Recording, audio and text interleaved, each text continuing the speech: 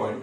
तो दोस्तों आज हम पढ़ने जा रहे हैं स्टैटिस्टिक्स। तो लास्ट लेक्चर में हमने देखा था क्या, इंट्रोडक्शन ऑफ स्टैटिस्टिक्स, जिसमें हमने वेरियस टर्म्स देखे थे जो अपने यूज होने वाले हैं इस चैप्टर में, और हमने इसके बारे में जाना था कि उसका मतलब क्या होता है, उसको यूज कैसे करते हैं। ठीक, तो आज हम पढ़ने जा रहे हैं मीन, जो कि है अपना स्टैटिस्टिक्स का पहला टॉपिक, जिसको एवरेज भी बोलते हैं। तो चलिए आइए जानते हैं कि मीन मतलब होता क्या है, उसको फाइंड आउट कैसे करना है आपको स्टैटिस्टिक्स में। ठीक, तो स्टैटिस्टिक्स में हम यहाँ पे फॉर्मूले देखेंगे कि मीन को कैसे निकालना है। हम यहाँ पे देखेंगे किसका, ग्रुप फ्रीक्वेंसी डिस्ट्रीब्यूशन का। तो सबसे पहले हम उसका बेसिक्स जानते हैं by using ungroup frequency distribution. उसके बाद हम आएंगे किस पे, अपने ग्रुप फ्रीक्वेंसी डिस्ट्रीब्यूशन पे, और फिर वहां पे हम वेरियस क्वेश्चन करेंगे और हम वहां पे देखेंगे क्या, मिसिंग फ्रीक्वेंसी के भी क्वेश्चन देखेंगे, जो कि आपका एग्जामिनेशन पॉइंट ऑफ व्यू से बहुत ही ज्यादा इंपॉर्टेंट है। ठीक है, तो चलिए देखते हैं मीन मतलब होता क्या है। What is mean? मीन मतलब होता है एवरेज। एवरेज कैसे निकालते हैं, ये सब आपने क्लास 6 से पढ़ भी रखा होगा कि एवरेज कैसे निकालते हैं। तो एवरेज कैसे निकालते हैं, एवरेज होता है अपना sum of all the observation upon total number of observation. जितने भी ऑब्जर्वेशन दिए हैं, अगर आपको उसका एवरेज निकालना है तो सबको ऐड कर दीजिए, और वो कितने टर्म्स है उससे डिवाइड कर दीजिए आप। ठीक है, जैसे यहाँ पे अपना एक क्वेश्चन है, find the mean of the following data. तो देखिए सबसे पहले आप क्या करिए, आप टोटल नंबर ऑफ डेटा गिनिए, 1 2 3 4 5 6 7। यहाँ पे टोटल जो अपना ऑब्जर्वेशन है वो कितना है, 7। तो अपॉन में होता है टोटल नंबर ऑफ ऑब्जर्वेशन। तो मैंने यहाँ पे लिख लिया, मेरे को निकालना क्या है इसका मीन। उसके बाद मेरे को क्या देखना है, सम ऑफ ऑल द ऑब्जर्वेशन। तो जितने भी ऑब्जर्वेशन दिए हैं सबको आप ऐड कर दीजिए। तो चलिए ऐड करते हैं, 5 4 9 3 12 6 18 7 25 2 27 1 28। तो ये हो जाएगा कितना, 28। तो ये कट जाएगा, तो अपना एवरेज जो आ गया वो कितना आ गया, 4। तो अपना एवरेज या मीन बोल लीजिए, वो कितना हो गया, 4। तो इसको मैंने बोल दिया कि मान लीजिए 7 पर्सन है, सबके पास अलग अलग अमाउंट के पैसे हैं। किसी के पास 5 पैसे है, किसी के पास 4 पैसे है, 3 पैसे, 6 पैसे, 7 पैसे, 2 पैसे, 1 पैसे। मैंने बोला कि आप ऐसा बांटिए कि सबको बराबर बराबर बटे। तो उस केस में आप क्या निकालेंगे, आप निकालेंगे मीन। मीन मतलब एवरेज। तो यहाँ पे देखिए, सबको अगर हम 4 पैसे बांटेंगे तो सबको इक्वल अमाउंट में पैसे बटेंगे, 7 के 7 लोगों को। ठीक, उसके बाद नेक्स्ट देखिए, यहां पे हम देखते हैं अगर हमको इस तरह की टेबल दिया है तो उसका मीन हम कैसे निकालेंगे। तो हम सेम फॉर्मूला यूज करेंगे मीन का, that is sum of all the observation upon total number of observation. अभी हम कोई फॉर्मूला नहीं देखेंगे, ठीक है। अभी हम स्टैटिस्टिक्स वाले जो फॉर्मूले होते हैं उसको यूज नहीं करेंगे। हम देखेंगे कि अगर हम इसको डायरेक्ट निकाले तो हम कैसे इसको निकाल पाएंगे। ठीक है, तो चलिए देखते हैं, क्योंकि अपना जो फॉर्मूला डिराइव हुआ है वो यहीं से आया है। तो अगर आपको ये सब आता है तो फॉर्मूला डिराइव करने में आपको कोई भी दिक्कत नहीं आएगी। तो चलिए हम यूज करते हैं इसी मेथड को और निकालते हैं इसका मीन। तो अपने पास टेबल दे रखा है, टेबल में क्या दे रखा है, मार्क्स ऑफ स्टूडेंट, जिसको डिनोट किया है किससे, एक्सआई से। एक्सआई है मार्क्स। ठीक, तो यहाँ पे 3 बच्चे, ये नंबर ऑफ स्टूडेंट दे रखा है, तो 3 बच्चे ऐसे हैं जिनके 2 मार्क्स हैं। तो तीनों बच्चे के हम नाम रख लेते हैं क्या, ए बी सी। 3 बच्चे ऐसे हैं जिनके कितने मार्क्स हैं, 2 मार्क्स हैं। ठीक, कोई एग्जाम हुआ 10 नंबर का जिसमें तीनों के 2 मार्क्स हैं। उसके बाद क्या है, 2 बच्चे ऐसे हैं जिनके 3 मार्क्स हैं, तो उसका नाम हम रख लेते हैं डी और ई। इनके कितने मार्क्स हैं, 3। उसके बाद एक बच्चा ऐसा है जिसके 4 नंबर है, तो उसका नाम हम रख लेते हैं एफ। इसके कितने मार्क्स हैं, 4। ठीक है, यहां हम नेम रख देते हैं, नेम ऑफ स्टूडेंट्स, और यहां हम लिख देते हैं उनके मार्क्स। ठीक है, मैंने क्या किया जी, फ्रीक्वेंसी दे रखा है। फ्रीक्वेंसी मतलब मैंने आपको लास्ट लेक्चर में बता रखा था, फ्रीक्वेंसी मतलब होता है नंबर ऑफ ऑब्जर्वेशन। तो यहाँ फ्रीक्वेंसी में क्योंकि नंबर ऑफ स्टूडेंट दे रखा है, तो यहाँ पे दे रखा है नंबर ऑफ स्टूडेंट्स। ठीक है, उसके बाद देखिए 4 बच्चे ऐसे हैं जिनके 6 नंबर है, तो यहां हम लिख लेते हैं एफ जी एच आई जे के।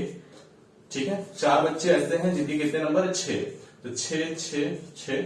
ठीक, उसके बाद 5 बच्चे ऐसे हैं जिनके 7 नंबर है, तो उनके भी हम नाम रख लेते हैं जे के एल एम एन ओ। इनके कितने नंबर है, 7 7 7 7 7। ठीक, तो यहां पे देखिए आप सबसे पहले क्या जोड़ेंगे, सबसे पहले आप गिनेंगे नंबर ऑफ ऑब्जर्वेशन। तो इसका हम निकालते हैं मीन। तो देखिए मीन कैसे निकलेगा, 2 + 2 + 2, ये हो जाएगा कितना, 6 प्लस 3 + 3, ये भी कितना, 6 + 4, 6 + 6 + 6 + 6, ये कितना हो जाएगा, 24। ठीक, 7 + 7 + 7 + 7 + 7, ये कितना हो जाएगा, 35। और देखिए कितने ऑब्जर्वेशन है अपने पास, 1 2 3 4 5 6 7 8 9 10 11 12 13 14 15। अपने पास जो टोटल नंबर ऑफ ऑब्जर्वेशन है वो कितना है, 15। तो इसी तरीके से मैं इसको जोड़ लेता हूं, और फिर उसके बाद आंसर निकालते हैं, देखते हैं कितना आता है। 6 6 12 4 16, 16 और 24 हो गया 40 प्लस 35 75 अपॉन 15, तो ये कट जाएगा, कितना आ जाएगा 5। तो अपना जो एवरेज मार्क्स आ जाएगा हर स्टूडेंट को वो कितना आ जाएगा 5 मार्क्स। ठीक है, तो what is the mean of the data, it is 5। तो each student, if each student get 5 marks then it will get equally distributed among all the students. अगर सारे बच्चे 5 नंबर पाएंगे तो सारे बच्चों को बराबर बराबर से नंबर मिलेंगे। तो ये देखिए हमने यहां पे कोई फॉर्मूला नहीं बनाया, हमने यहां पे कोई फॉर्मूला डिराइव नहीं किया है, हमने यहां पे डायरेक्ट निकाला है बाय यूजिंग दिस ऑब्जर्वेशन। ठीक है, तो चलिए अब हम करते हैं क्या, अब हम फॉर्मूला डिराइव करने की कोशिश करते हैं, जो कि हमें इस चैप्टर में देखना है कि कैसे हम बार बार तो ये सब नहीं कर सकते ना, क्योंकि ये टाइम कंज्यूमिंग है। तो हम डायरेक्ट इसको कैसे निकालेंगे तो उसको हम देखते हैं। ठीक, तो आप यहीं से देख सकते हैं, देखिए इसको मैंने लिखा है fi और इसको लिखा है मैंने xi। तो यहां पे देखिए अपना 2 कितनी टाइम आया है, 2 आया है 3 बार। तो यहां मैं लिख लेता हूं क्या, अब जो मैंने इसको लिखा है इसको मैं कुछ इस तरीके से भी लिख सकता हूं, अपना 2 आया है कितनी टाइम, 3 टाइम। ठीक है, अपना 2 कितनी बार आया है, 3 बार, तो मैंने लिख दिया 2 into 3। इस तरीके से 3 कितनी बार आया है, हमको ऐड ही करना है, तो 3 आया है 2 बार, तो मैं इसको लिख सकता हूं 3 into 2। 4 कितनी बार आया है, 1 बार, तो इसको लिख सकता हूं मैं F4 into 1। इस तरह 6 अपना आया है 4 बार, तो इसको मैं लिख सकता हूं 6 into 4। इसी तरीके से 7 5 बार आया है, तो मैं इसको लिख सकता हूं 7 into 5 और अपॉन में था क्या 7। ठीक है, सॉरी अपॉन में कितना था 15। तो इधर देखिए आप, यहां मैंने एक जनरल नोटेशन दिया है क्या, xi। तो क्योंकि ये पहला टर्म आ रहा है तो मैं इसको बोलूंगा x1, और क्योंकि ये fi यहां पे भी एक जनरल टर्म है, ये पहली लाइन में यूज हो रहा है, तो इसको मैं बोल दूंगा f1। इसको मैं बोल देता हूं x2, ये हो गया x3, ये हो गया x4 और ये हो गया x5। इस तरीके से इसका नाम रख देता हूं f2, f3, f4, f5। ठीक, तो यहां देखिए 2 को मैं क्या लिख सकता हूं, 2 को मैं लिख सकता हूं x1, क्योंकि यहां पे ये पहले आ रहा है तो इसको मैंने लिख लिया x1। उसके बाद देखिए अपना क्या है 3, और यहां पे 3 क्या है f1, तो इसको मैं लिख लेता हूं क्या f1।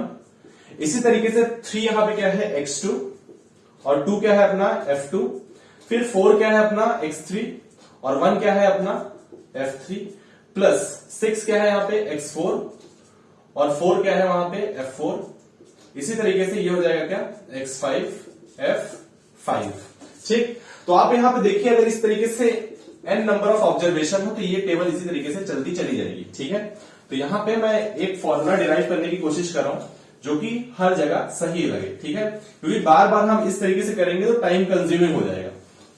तो चलिए देखते हैं यहां पे, तो देखिए ये कितना हो गया x5 f5, और इसी तरीके से मान लीजिए टेबल और भी लंबी होती है तो इसी तरीके से ये चलता चला जाता है x6 f6। नीचे देखिए लिखा है 15, तो अगर आप यहां पे देखिए, अगर आप काउंट करें यहां पे तो नीचे मैं लिख सकता हूं क्या, अब 15 देखिए इसको मैं लिख सकता हूं क्या, 15 को मैं लिख सकता हूं 3 + 2 + 1 + 4 + 5, और ये 3 क्या है, ये 3 है f1, ये हो गया f2, ये हो गया f3, ये हो गया f4, ये हो गया f5। इसी तरीके से अगर ये भी n नंबर ऑफ टर्म्स होता तो इसी तरीके से ये प्लस होता चला जाता। तो देखिए आप यहां पे क्या देख रहे हैं, x1 के साथ क्या आया f1, x2 के साथ क्या आया f2, x3 के साथ आया f3, x4 के साथ आया f4, x5 के साथ आया f5। इस तरीके से टेबल चलती चली जाएगी। इसी तरीके से नीचे वाला भी जो सम है f1 + f2 + f3 + f4 + f5 ऐसे चलता चला जाएगा। तो यानी मैं यहां से बोल सकता हूं क्या कि जो मीन है मेरा, अगर मैं इसको एक जनरल टर्म बोल दूं, जनरल टर्म में क्या बोल देता हूं xi fi। ठीक, मैंने क्या बोल दिया xi fi। अब देखिए 1 2 अपना कहां तक जा रहा है, n टाइम तक जा रहा है, तो यानी जो i की वैल्यू है वो कैसे चेंज हो रही, i की वैल्यू कभी 1 है, कभी 2 है, कभी 3 है, ये कहां तक हो सकती है, जितना अपना टेबल में ऑब्जर्वेशन दिया रहेगा उतना हो सकता है। तो मैं यहां पे एक जनरल वर्ड ले लेता हूं क्या n। तो i जो मेरा स्टार्ट हो रहा है वो कहां से स्टार्ट हो रहा है, i स्टार्ट हो रहा है हमेशा 1 से, तो मैं बोल देता हूं कि i की वैल्यू जो होगी वो स्टार्ट कहां से होगी 1 से, कहां तक जाएगी, जितनी टेबल में ऑब्जर्वेशन दे रखेंगे वहीं तक जाएगी, तो हम उस ऑब्जर्वेशन को बोल देते हैं क्या n। तो मतलब i की वैल्यू जो है वो अपनी वैरी कर रही कहां से कहां तक, 1 से लेके n टाइम तक। ठीक, उसके बाद देखिए यहां पे मैंने क्या किया, यहां पे एक सिंबल लगाया है मैंने, इस सिंबल को बोलते हैं क्या समेशन। ठीक है, इसका मतलब होता है क्या डिस्क्रीट समेशन। आपको इस पूरे वर्ड का मतलब नहीं जानना है, ठीक है। समेशन मतलब मैं आपको एक मोटी मोटी बात बताता हूँ क्या होता है। देखिए यहाँ पे लगातार हम एडिशन कर रहे हैं, पहले x1 f1, फिर हमने बीच में प्लस लगाया, फिर x2 f2, फिर आया, जैसे ही देखिए नंबर चेंज हो रहा है बीच में प्लस लग जा रहा है। यहाँ 3 था, जैसे ही 4 आया बीच में प्लस लग गया, 5 आया बीच में प्लस लग गया। तो सेम चीज यहाँ पे भी होगी। तो ये जो सिंबल दिखाता है मेरे को यही दिखाता है कि जैसे ही आई की वैल्यू यहाँ पे आप चेंज करेंगे, 1 रखेंगे कुछ भी नहीं होगा, 1 रखेंगे तो सिर्फ ये क्या हो जाएगा, जब आई की वैल्यू 1 होगी तो ये हो जाएगा क्या, x1 f1। अब मैं i इक्वल टू 2 रखना चाहता हूं, तो जैसे ही मैं 2 रखूंगा यहां क्या होगा, बीच में पहले प्लस आएगा, उसके बाद आप 2 रखेंगे। तो जैसे ही मैंने यहाँ पे प्लस लगाया उसके बाद मैं लिख सकता हूं क्या, x2 f2। इसी तरह 3 लिखूंगा तो 3 के बीच में 3 से लिखने से पहले मेरे को क्या लगाना पड़ेगा, प्लस। तो इसी तरीके से इस सिंबल का मतलब क्या होता है कि जैसे ही आप आई की कोई नई वैल्यू लेंगे तो बीच में आपको लगाना पड़ेगा एक प्लस का सिंबल। अगर आप प्लस का सिंबल नहीं लगाएंगे तो गलत हो जाएगा, ठीक।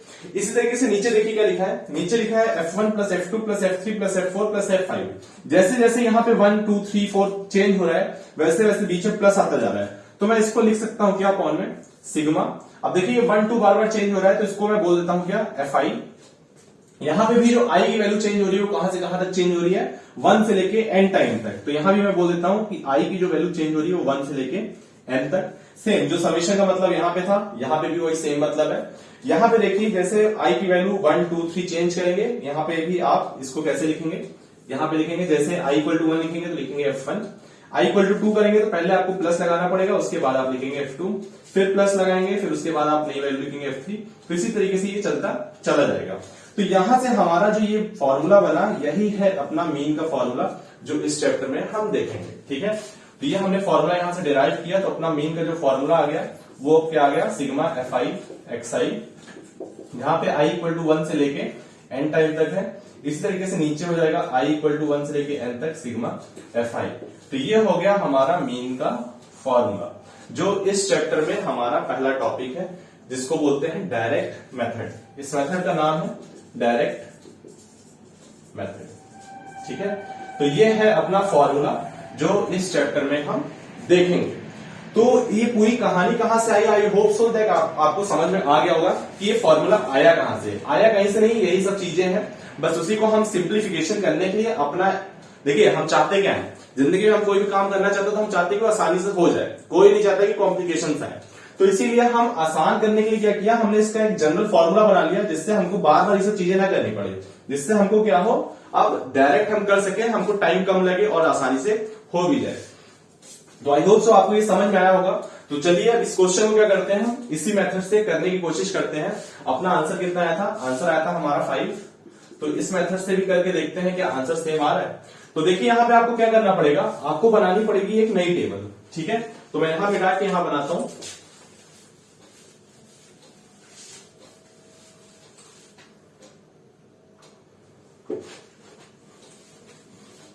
अगर आपने प्रीवियस लेक्चर नहीं देखा है तो वहां पे आप जाके देखिए, जहां से आपके बेसिक्स क्लियर होंगे। क्योंकि कोई भी चीज पढ़ने से पहले हमको उसकी बेसिक आनी चाहिए। अगर बेसिक नहीं आती तो आपको चीजों को समझने में बहुत दिक्कत आती है, ठीक है। तो देखिए यहाँ पे हमें एक टेबल दे रखा है xi का और एक दे रखा है fi का। मैं डायरेक्ट लिख रहा हूं।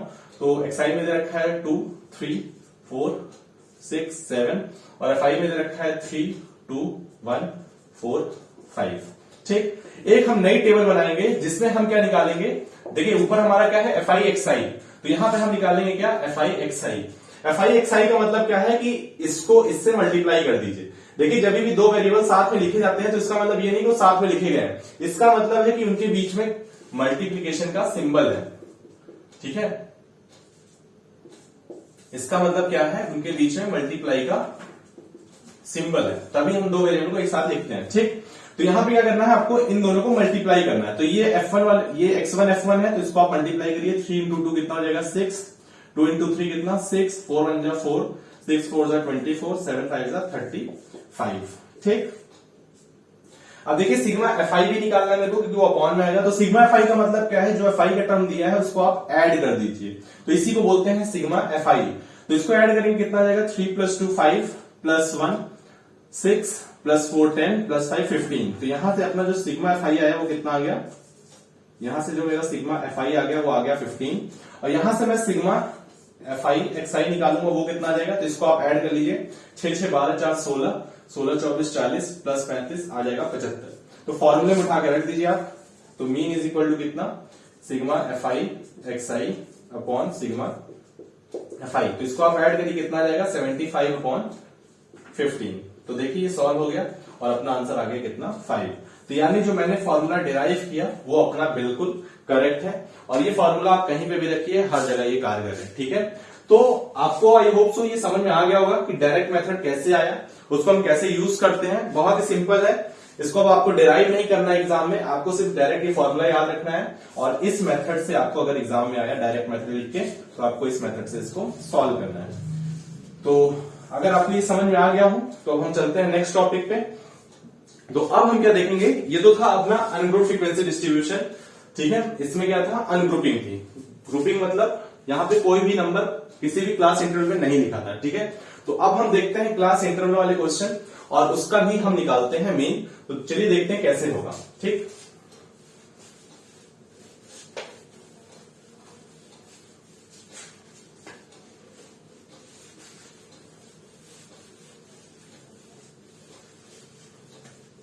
तो चलिए इसी क्वेश्चन में थोड़ा मॉडिफिकेशन करते हैं और इसको एक नया क्वेश्चन बनाते हैं। तो फ्रीक्वेंसी हम सेम रखते हैं, यहां हम चेंज करते हैं क्लास इंटरवल। मान लीजिए स्कूल में पेपर हुआ 100 नंबर का और 50 नंबर का। ठीक है, 100 नहीं 50 नंबर का लेते हैं, और बच्चों के कुछ मार्क्स आते हैं वो ऐसे हैं, 0 से 10 नंबर के बीच जिन बच्चों के मार्क्स आते हैं ऐसे 3 बच्चे हैं। ठीक, 10 से 20 जिन बच्चों के मार्क्स आते हैं ऐसे 2 बच्चे हैं। 20 से 30 के बीच में जितने मार्क्स आते हैं बच्चों के, वो 1 बच्चा है। 30 से 40 जिनके मार्क्स आते हैं वैसे 4 बच्चे हैं।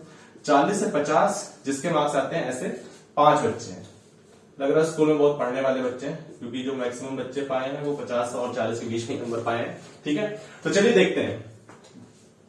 तो चलिए इसको सॉल्व करते हैं। देखिए मेथड अपना सेम रहेगा। क्या करना है आपको, एफ आई एक्स आई निकालना है। अब ये एक्स आई नहीं है, ठीक है, ये क्या है अपना क्लास इंटरवल, जिसमें क्या दे रखा है आपको मार्क्स।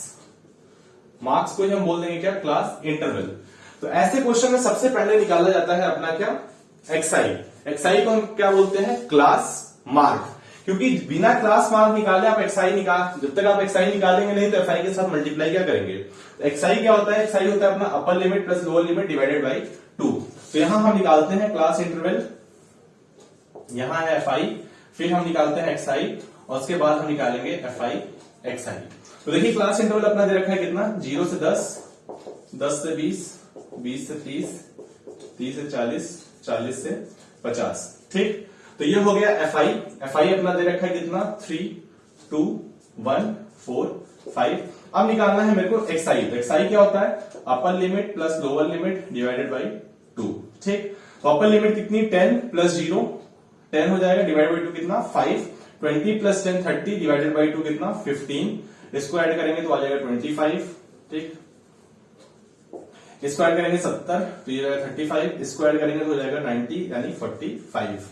अब क्या करना है आपको, इन दोनों को मल्टीप्लाई करके लिख देना है। तो 5 3 जा 15, 15 2 जा 30, 25 इंटू 1 तो ये हो जाएगा 25, 35 इंटू 4 ये हो जाएगा 140, 45 इंटू 5 तो 5 5 जा 25, 5 4 जा 20, 225।